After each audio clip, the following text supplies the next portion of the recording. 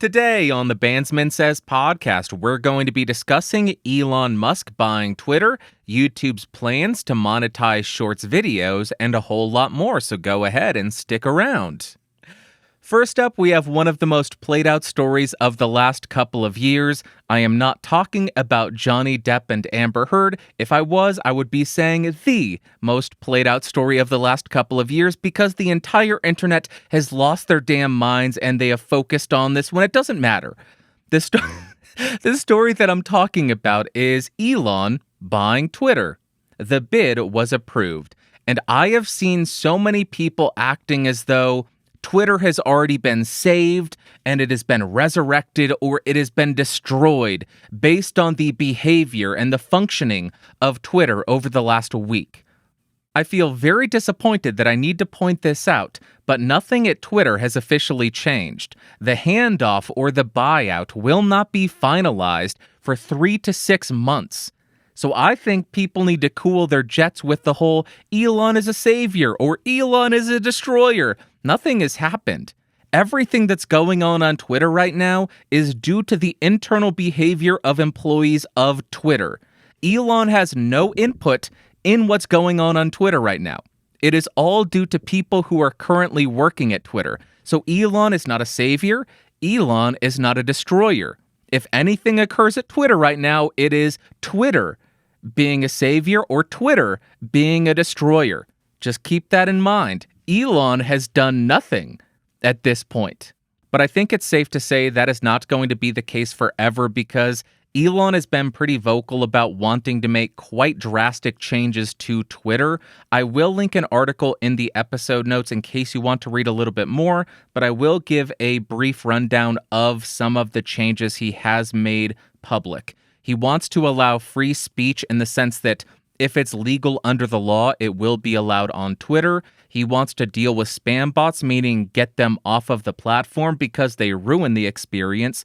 He wants human authentication, so everybody who is authenticated as an actual human would have a blue check mark. He wants to open source the algorithms.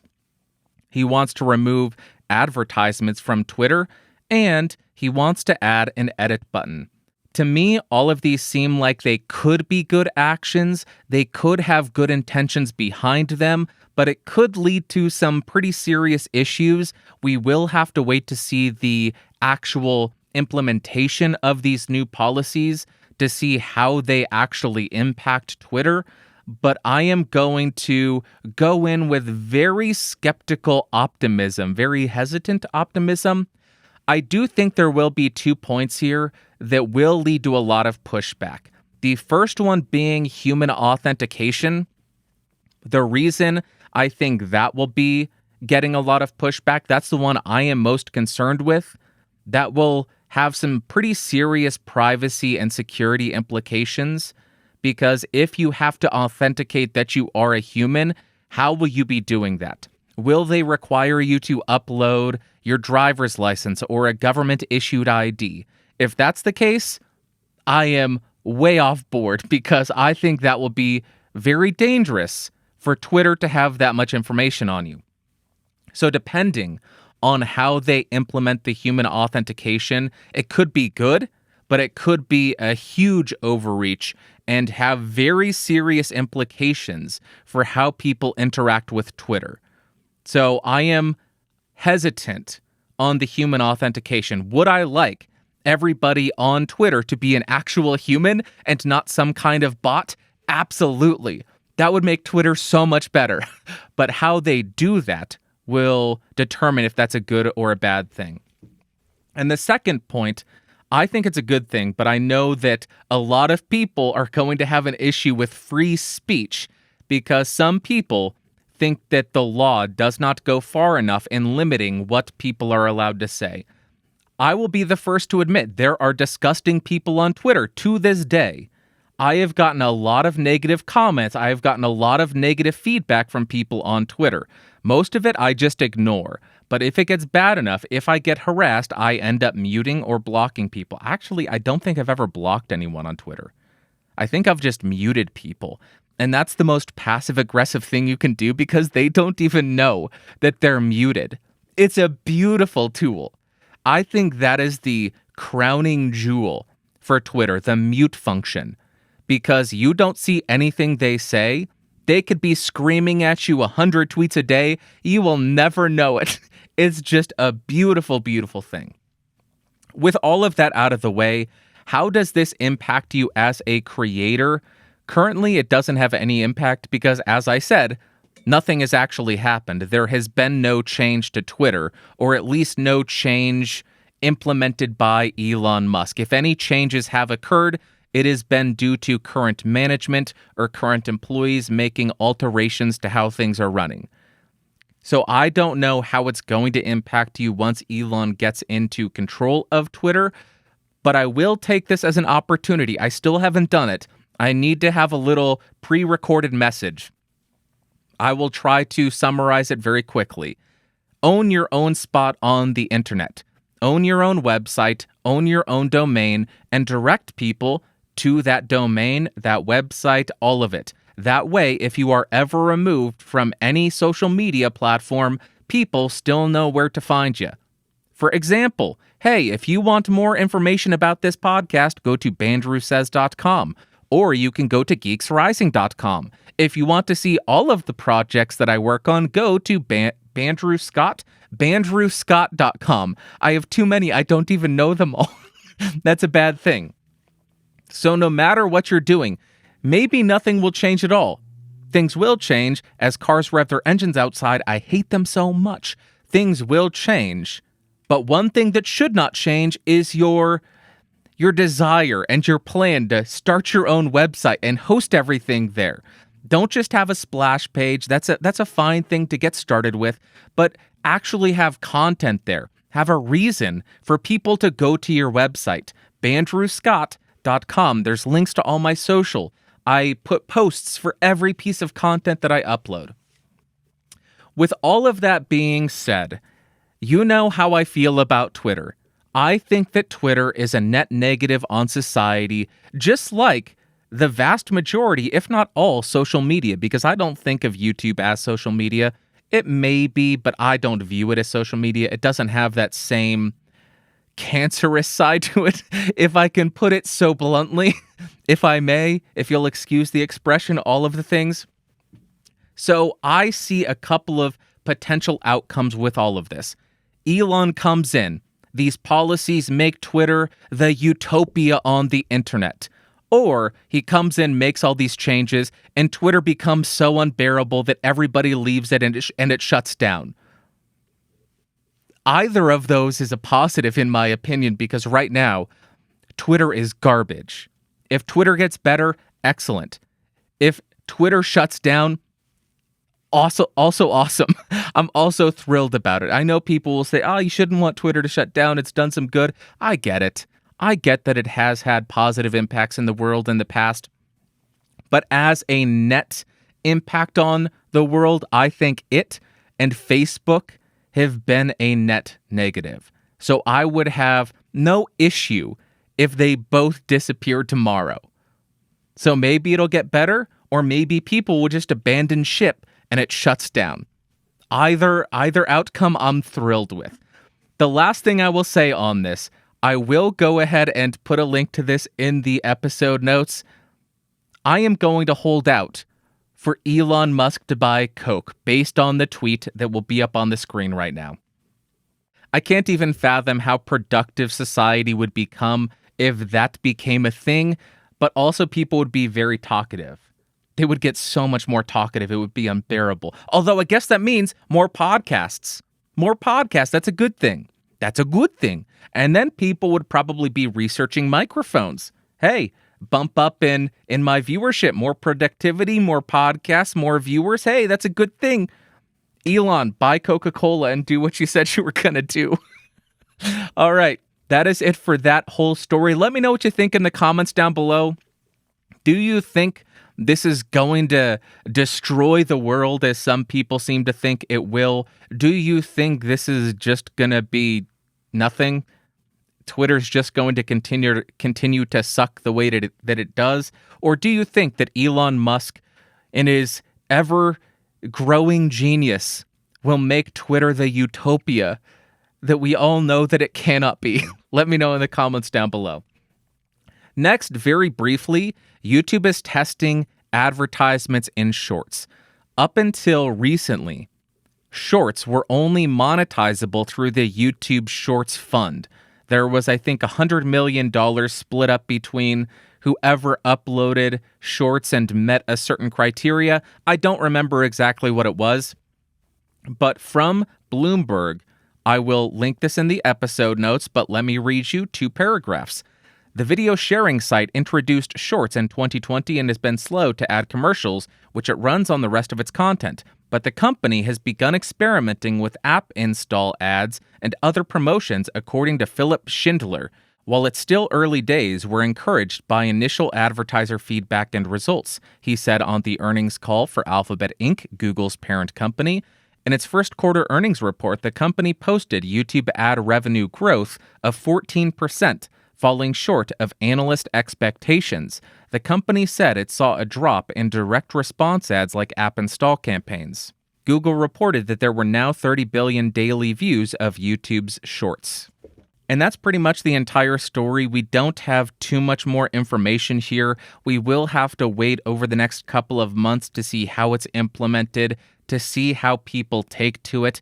If they think it's acceptable to have advertisements on such short-form content, I think it's smart that they are doing the call to action advertisement as opposed to pre-roll or post-roll, because that means that the advertisement is on the video while the video is playing, as opposed to making you watch a 15 or 30-second advertisement prior to watching a 10-second video. So I think that's smart that they are doing. I'm sure they knew about this. They did it intentionally, but I'm just thinking about it. Hey, that was a smart choice. Good job, YouTube. Good thinking. Good brain. But I want to jump back to the prior story very briefly because something here makes a point for me. Wall Street was disappointed. It fell short of expectations that ad revenue grew by 14% year over year. That is crazy to me. 14% is viewed as a negative. If I grew my income by 14% year over year, I would be jumping for joy. That would be amazing. If I got a 14 or 15% raise for 1 year, that's amazing. So I think by taking a company private and being able to avoid meeting these arbitrary goals set by Wall Street, that's a positive thing. Because instead of having to focus on Wall Street's stock price, they can focus on making sure that long-term growth is healthy.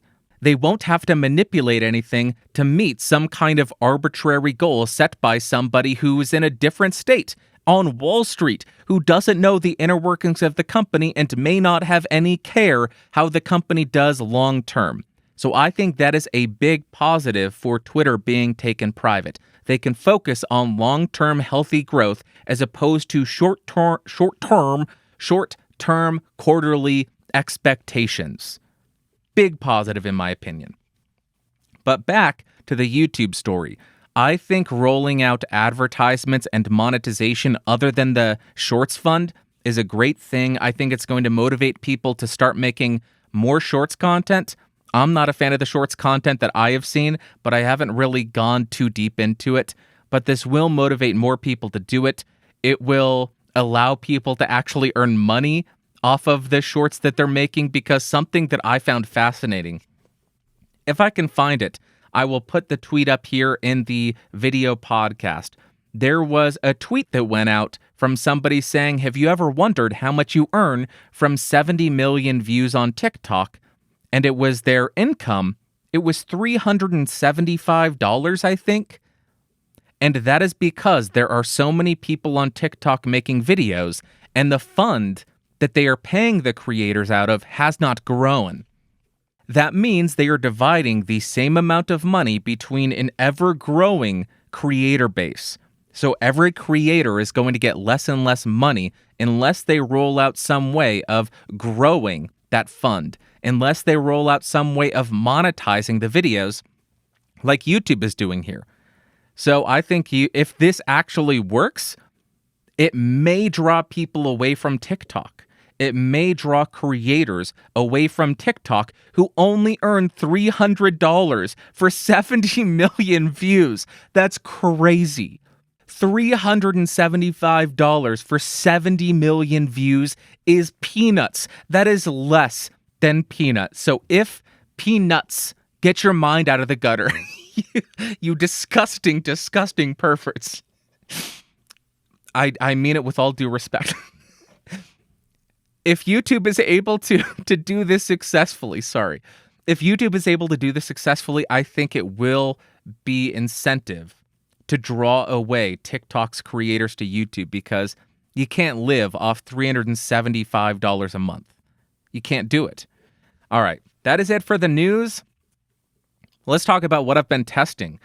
You know, I have been on not a rampage, not a pilgrimage, just a testing run of using affordable gear to demonstrate and illustrate that it is possible to make content with cheap gear, with affordable gear, with inexpensive gear, whatever way you want to describe it. So today, I am continuing that. I am using the Behringer XM8500 $20 to $25 microphone. I am using a $20 pop screen on it. It is the A81WS, I think. Actually, this may be the Procaster one. I don't know. I'm using some big fat foam windscreen on it. I am using a more expensive cable because it's what I had. You could use a cheap one, a $10 one. But I am running that through the M Audio M-Track Solo, a $50 audio interface. And I am just recording this into Audio Hijack, and this is the sound that we're getting. I will be using my regular processing suite. I got bored using the stock ones. Wasn't too interesting. I want to use the stuff that I'm familiar with, that I like. But actually, no, I will use the stock stuff again. I hate doing it, but I will do it. And just to illustrate the point, you can use affordable gear to make content that is more than listenable. I know the last time I used the CAD U1, there were people who said, yikes. I know that it's affordable, but I don't think I would even listen to that. I thought it was listenable. Maybe I'm just more forgiving. Or maybe it's just that it was my content. I don't know. The CAD U1 was rough. That was a very worst case scenario. This is a much better scenario. XM8500, M Audio, M-Track Solo. There you go. Now let's talk about what you had to say. I got an interesting comment last week. I'm not going to include it in this episode. Go back to last week's episode and look at the most replied to comment.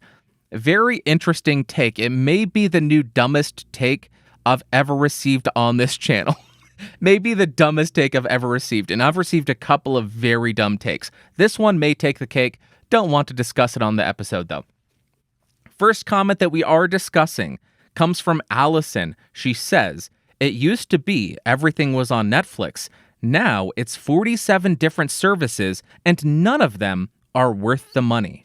Allison, I think you're exactly right there. That is likely what has been leading to the decrease in subscriber growth on Netflix. Every single production house, every single massive company seems to have realized, oh, people are willing to pay $5 a month to watch content. Why don't we do that? And it seems to have worked for a couple of years. The way I've heard it described is subscription fatigue. I think that's what it's called. And yeah, I think that is a very accurate term for what is happening. People are sick and tired of subscribing to everything, but I think it's something much more simple. People are broke. People are struggling financially. They can't afford $300 in subscription fees to watch a bunch of crap that doesn't matter. I think that's the bottom line here, but I think you are exactly right. That is what has been leading up to it until about last year. Now it is just people struggling financially and saying, you know what, I don't have $50 to spend on Netflix and Hulu and Disney Plus and who's-he, what's-he, and whatchamacallits. I gotta eat, and milk is $2 more expensive and chicken is $8 a pound. So I think that's really contributing to it. But I think you're on the right track. Next, we have a comment from Sound Speeds, and I'm including this even though it's very long because Sound Speeds works in television and film, so I think his input is incredibly important. He says, Netflix is the OG streaming service and is slow to release new shows for binge watchers. A term they popularized and brag about, Netflix and chill, is the new dinner and a movie. If you release an episode per week, it keeps people coming back. But if you can watch the entire season of Cobra Kai in 5 hours or Stranger Things in 7, and it takes a year or two for new episodes, what keeps customers from canceling? Would the price of Netflix change if they dropped all original content? Not likely. It does give them nice write-offs, though, and considering that Netflix is an award-winning content-producing machine and even has special contracts in place to get cheaper film production rates, there's a lot of pressure on them to further entertain us. Everyone has their own streaming service except YouTube because they canceled theirs. So what do you do when you've binged everything on Netflix? You cancel and try HBO Max or Starz or Paramount Plus or Disney Plus or any one of the many other streaming services out there. Streaming services that pulled their content from Netflix when they launched their own services. Add to that inflation and sign-on bonuses that give you 6 months for $20, Netflix is bound to lose market share. Will customers return? Maybe for a month when the new season of their favorite show is released. But if that show isn't released within 12 months, then you could use a free trial every year for a week to watch and then leave. You're eligible for a free trial on most of these services once every 365 days. So why not when inflation is that bad? Alan, thank you very much for the comment and the insight, especially because you are in a very unique position here. A position that very few of us have. I would venture a guess and say none of us other than you have, at least in this audience, because I imagine you've worked for every single one of these companies, so you understand the inner workings of what's going on. I know you've worked for Netflix, for Disney, for all of them. YouTube, I think. I think you worked on a show that was produced for YouTube Red, YouTube Premium. So you have the inner workings. And I think you're exactly right. Why not try a different service every month and not pay a dime for any of it? I know that I'm an odd duck by not subscribing to any of these things other than Shudder. And I only subscribed to Shudder for one show, which just came back last week. Joe Bob, thank you for coming back the time that we needed you the most. I needed you in my life, Joe Bob Briggs. Thank you. I love Joe Bob Briggs and The Last Drive-In so much. But I know I'm an odd duck by only subscribing to the one. And YouTube Premium because I don't want ads. And Amazon Prime because I order stuff. I don't think I've watched anything in a couple of years there. So, very interesting insight, Alan and Allison. Thank you very much for the comments. Last comment comes from Tom Buck, and it's just a pun. He says, if you get really into bending guitar notes, we can call you Bendrew. Tom, if I didn't like you so much, I would boo you right now. I would boo you for that pun. Goodness gracious. If you don't watch Tom Buck or Sound Speeds for that matter, go watch both of them. Tom Buck is just a pun machine. It's insanity. Let's jump to my favorite part of the show, the Ask Bendrew segment.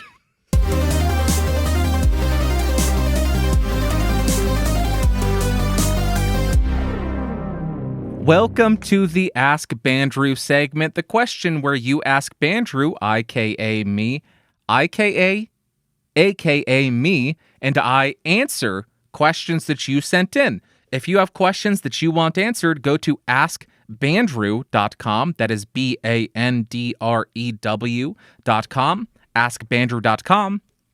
There are instructions on how to send in audio, video, and text. I do prefer audio and video questions under 30 seconds because then I don't have to read. I'm very bad at reading, and we get to hear how you sound on your equipment, which makes it all the better. AskBandrew.com. Let's jump to the very first voice submission from Anonymous, because I don't have their name. Take it away, Anonymous.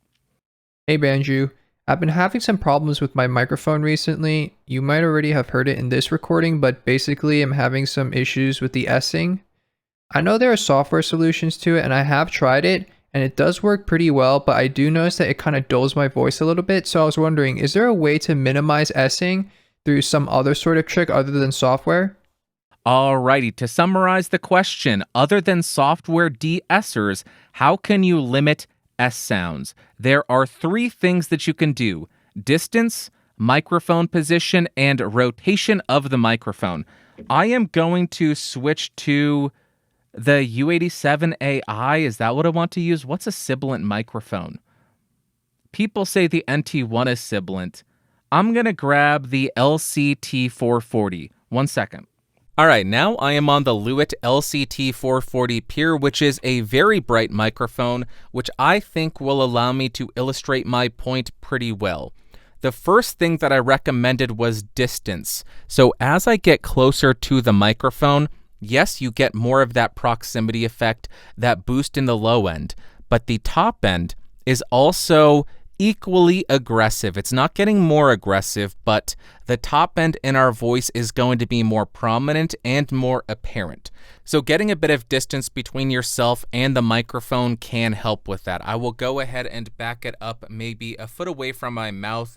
I don't know, maybe this is 10 feet away. I'm terrible with distances. I think it's about a foot. But the top end becomes a bit less dominant. If I were to go farther away, even less dominant. The top end, the attack, the sibilance does not become, or it's less aggressive than if I were right on top of the microphone. It's just not as aggressive. So that is tip number 1, distance. The second recommendation that I had was microphone positioning. And what I mean by that is I have seen a number of discussions about hanging a microphone overhead and pointing it down because it does help with sibilance. So if I have the microphone right in front of me, Sally sells seashells by the seashore. Sally sells seashells by the seashore. And I am being a bit more aggressive with my S's there.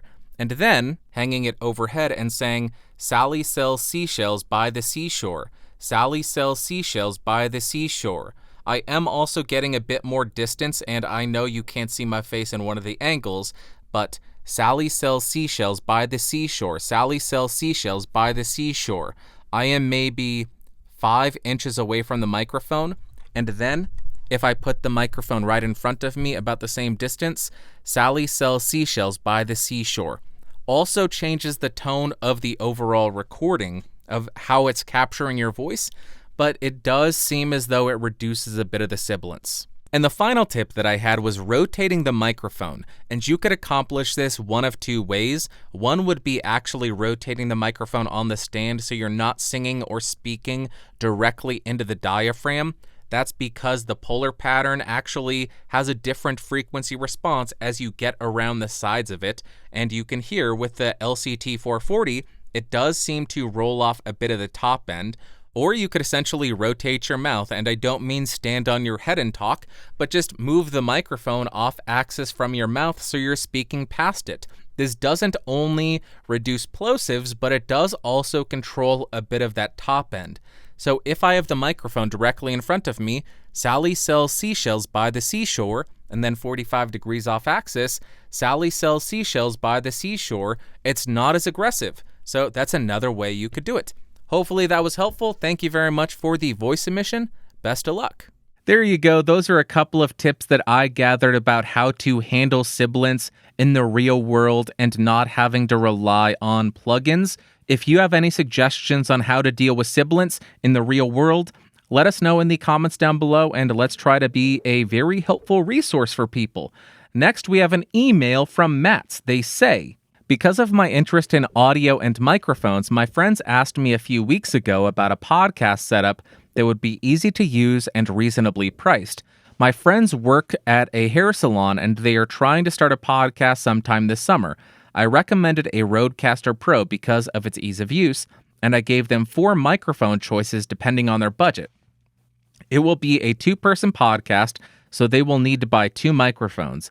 My recommendations were Rode PodMic, Rode Procaster, Shure SM7B, or the Electro Voice RE20. I only chose Dynamics because the podcast will be hosted in a room next to the salon, so there may be background noise. Now to my question. Do any of my recommendations stand out as bad choices for recording female voices? I only have experience recording my own voice, and I am a guy. Of course, if you have any additional tips for recording female voices, I would love to hear them. Simplicity is a big requirement in the setup, so it will not be a good idea to lean on any sort of post-processing or even live effects, which may need to be tweaked on the fly. They just want to be able to press record, do their thing, and upload the file. He does go on, and there was a bit of an intro, but I wanted to limit it a little bit down. Out of the recommendations that you have, I don't think any are terrible, but I think the best option there would be the Procaster with 2 of the Rode big fat foam windscreens like the one that I'm using. The reason I'm saying that, the pod mic, I think it does need a little bit of finesse to get the best out of it. The SM7B, bit quiet for the Rodecaster Pro, and also not the best with background noise rejection. Any of these would be fine for this application, but I think the Procaster would be the best of them because it's almost like a mix between the SM7B and the RE20 to my ears. It's a bit more neutral in the mids, doesn't have any kind of scooped sound, also a nice full low end, and then you get a boost in the top end, which I don't find piercing or aggressive, and that big fat foam windscreen will help. But the main reason is when I was testing all of the broadcast dynamics, I found that the Procaster was the best with background noise rejection. So if that is going to be a real concern, I would recommend the Procaster for that reason. And the big issue with the Procaster is plosives, which is why I think that big fat foam windscreen will come in handy. So I think you're on the right track. Rodecaster Pro, very easy to use. Procaster, good sounding microphone. I know some people don't like it. I think it's a good sounding microphone. There you go. Thank you for the email. Hopefully that helps you out. And we have one final voice submission. Go ahead and take it away. Hi Bandrew. You seem to get a really good sound even when using mediocre microphones. Could you please walk us through the processing filters that you use and the hardware chain from your microphone to your audio recorder? Thanks. Thank you very much for the voice submission. I really appreciate it. I don't think I need to summarize it because the submission was so short. What is my hardware chain and what's my post-processing chain? Look, I summarized it anyway. I can't help myself. I want to share my philosophy with post-processing a little bit. This is something that I've been planning on doing for a while on Podcastage, so do not be surprised if you see this week or next week. This is something that I wanted to do ever since I tried to make a video, how to process your podcast, and realized, oh, nobody wants to do this because it sounds almost identical to the original file. And nobody's going to say, I want to spend a bunch of money getting stuff to make my audio sound exactly the same. Let me share my philosophy. First thing I want to point out is the best way to get a good sounding final product is to get the audio sounding as good as you possibly can in the room prior to hitting record. You can use plugins to fix terrible audio, but it will always degrade the audio. You want the best sounding audio prior to hitting record. You should be 95% of the way to the final product prior to hitting record.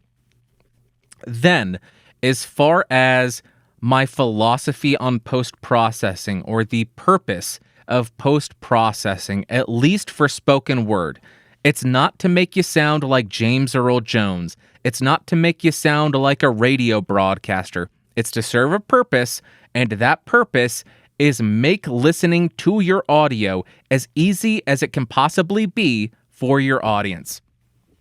If I can summarize that down a little bit, make your audio easy to listen to. That's the purpose of post-processing for spoken word, in my opinion. With that being said, I did record a couple of samples. I am going to jump to that right now, and I will walk you through the hardware chain and the post-processing chain. But right now, I'm just using the XM8500 running directly into the M-Audio M-Track Solo into my computer. That's the hardware chain. The audio treatment in my room plays a big part. Shutting off loud sound sources plays a big part. Making sure I have fairly decent microphone technique plays a good part. Let's jump to past Bandrew.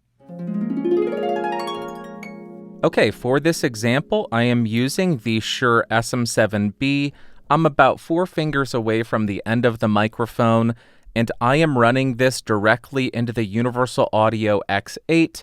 My gain is set at 55 dB, so a little bit hotter than I usually use, which is why I clipped on a recent podcast where I was a guest on. I realized I set my gain a bit too hot. But this is the raw, unprocessed audio. The key to good sounding audio in the final product is to make sure the audio is as good as it can possibly be before you hit record. And that's where I am at. Quiet space, treated space, limited background noise, good gain levels, and we're off to the races. If I could snap, I would snap right now because now all of my processing is engaged. I'm using the same microphone, SM7B, same distance, same gain settings, same interface, but the plugins that I'm using, RX7D Reverb, which does very, very little because I have a very dead room. It just takes off a slight edge. Deplosive, not a very sensitive plugin. I do very little there just to capture any plosives that I may have missed. RX7 Breath Control, or D-Breath. I am not removing them completely. I am attenuating the breaths by about 6 to 10 dB. So when I breathe in, you can still hear it. It doesn't sound robotic. I use RX7 Mouth Declick to get rid of the disgusting clicks. You could still hear it because it's not going to remove the most egregious examples of it. Then I use FabFilter Pro G, which is a gate from FabFilter, but I run it in expansion. So I am not removing the noise floor completely. I'm just attenuating it ever so slightly to make it a more natural and clean sounding recording. Then I use FabFilter Pro Q3. In that EQ, I'm not altering the microphone sound at all. I am only doing a 50 Hertz high pass filter. Then I use the Universal Audio LA2A compressor Silver, and I get 3 to 5 dB of gain reduction there. And the final plugin on the channel strip is FabFilter Pro DS. Yes, even on the SM7B, to capture any kind of really sharp S sounds. And then on the master channel, I have the Universal Audio SSL-G bus compressor, and I'll get half a dB to 1 dB of compression there just to make it a little bit more glued together with that and the outro music or the intro music for the audio podcast. But I will have leveled both of these. Let me go ahead and switch to the non-audio treated, the non-post-processed to the post-processed a couple of times. They will both be level matched to -16 LUFS, so the only difference will be the processing. All right, now you are listening to the unprocessed audio leveled to -16 LUFS, and now you're listening to the processed audio leveled to -16 LUFS. There's not a massive difference. Again, we are on the unprocessed audio one final time so you can hear it. And now we are on the processed audio to let you hear it one final time. And there you go. That is how I process my podcast. I know we didn't go too into depth into every single plugin, but it gives you a very top level look at how I approach things. I did try to do that really in-depth look at my plugins a couple of months ago. I recorded an entire podcastage video, and then I realized I can't publish this because I had not found an angle And the reason I came to that conclusion, the introduction was supposed to be, here's a video on how to make your audio go from this to this. And it's supposed to be, hey, it sounds like garbage right now. And then when I say to this, it's supposed to sound amazing. And I realized after I spent hours and hours and hours filming and editing, they sound almost identical. Nobody's going to watch a 20-minute video to get audio that sounds the same. And the reason I couldn't publish it is I didn't have an angle. I didn't understand how to spin it in a way to make it accessible. And I finally did after sitting on it for months, and that is my philosophy or the purpose of post-processing. And it is to get your audio as listenable as possible for the audience. That means making sure it's not overly sibilant, making sure there's not annoying mouth clicks, making sure there's no stray plosives, making sure there's not too much reverb, whatever it is. All the stuff that I do. So that is the approach that I came up with. It's how I've been approaching my post-processing for a long time. If I don't like the sound of a microphone, I'm not going to use it. I'm going to use something different. I'm not going to dislike my voice to the point of trying to alter it with EQ. I'm not going to use voice changers to sound different. My voice is my voice. The microphone that I'm using is the microphone that I'm using. Unless the mic is painful to listen to or just awful sounding, I'm not going to try to alter the sound of it too much. Most of the time, it will just be a high pass filter. If there's something really egregious, then I'll do a bit more EQ. But I'm rambling at this point. I don't have anything else to say on that. I will have a full video podcastage talking about that in the next week or two. And now, movies of the week. I do have one, or two actually. And the movies of the week are the Hobbit trilogy. This is a movie series that I have been putting off for years. I did love The Lord of the Rings, really enjoyed that film series, and I went to the movies on opening night for The Hobbit, An Unexpected Journey, but I've still never seen it. A little bit of a backstory. I got in a fight with my girlfriend that night. I went with my friends to see this, and I was in a bad mood, so I drank a bunch of wine, maybe a bottle of it, and I fell asleep during the credits, during the adverts at the beginning, and snored through the whole thing. And I have never seen this until this week. But I had put it off because I was put off by the fact that they took the shortest book and turned it into 3 films.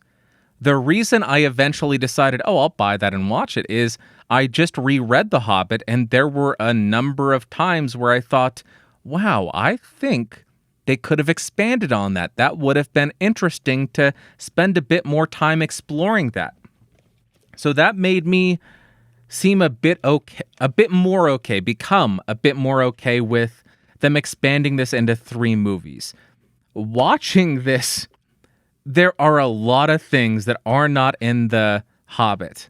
They expanded a lot of stuff. And at the same time, there's an amazing ability to expand on so much and have everything in it, but also make every single moment seem rushed. There's so much going on. We get everything from the book. It's changed just enough, but it's also rushed. They go to the Elvish city. They're there for maybe a day. Then they go to Beorn's castle or home. They're there for maybe a day. They go through the Mirkwood forest and they're there for a couple of days. They have everything in there, but it's so rushed. Even though they took the shortest book and spread it out into 3 films. There is magic here. They have expanded the story so much and still managed to make it seem rushed. It's brilliant. But I found myself enjoying it more than I thought I would. It does have its faults, it does have its flaws, but I still enjoy watching them, and I didn't even want to record this podcast today because I wanted to finish watching the last film here, which I'm going to do after I finish editing this in 2-3 hours. Yay. So those are the movies of the week. The Hobbit trilogy, the Hobbit motion picture trilogy. I don't know. After this, I need to read the Lord of the Rings books because I never done it. I never done it. And that'll be fun. Then I'll rewatch the Lord of the Rings trilogy in 5 years when I finish reading the books because I am a bad reader and I am a slow reader. Wait, before you switch off the show and before I end it, I almost forgot to mention that I was just a guest on the Scottish Watches podcast. So if you are interested in listening to that, I will link that in the episode notes. You can go check that out. I talk about watches with Ricky and Gigi, but more importantly, at least for us, I proselytized. Did I get that right? Proselytized? Did I use that right? And did I say it right? If I did, I'm proud of myself. I preached about audio because I know there's a lot of watch podcasters who listen to his show, and apparently a lot of watch content isn't the best sounding. I've come across some watch content on YouTube that is less than good sounding. Yikes. And hopefully that episode will find its way into their ears. And I said, hey, you can get good sounding audio for cheap, like the Behringer XM8500, as I just drop it on the floor. If it still functions, $25 well spent. Okay, scottishwatches.co.uk. I'll link that in the show episode in the episode notes down below. Now end the show if you Bandrew. Okay, do it. That's all that I've got for you today. I appreciate you so much. Let me know your thoughts on all of the stuff that I talked about, and I'll talk to you next week. I love you. I hope that you have an amazing Sunday, Monday, Tuesday, Wednesday, Thursday, Friday, Saturday, next Sunday. Is next Sunday Mother's Day? If it is, I'll talk to you then, and bye.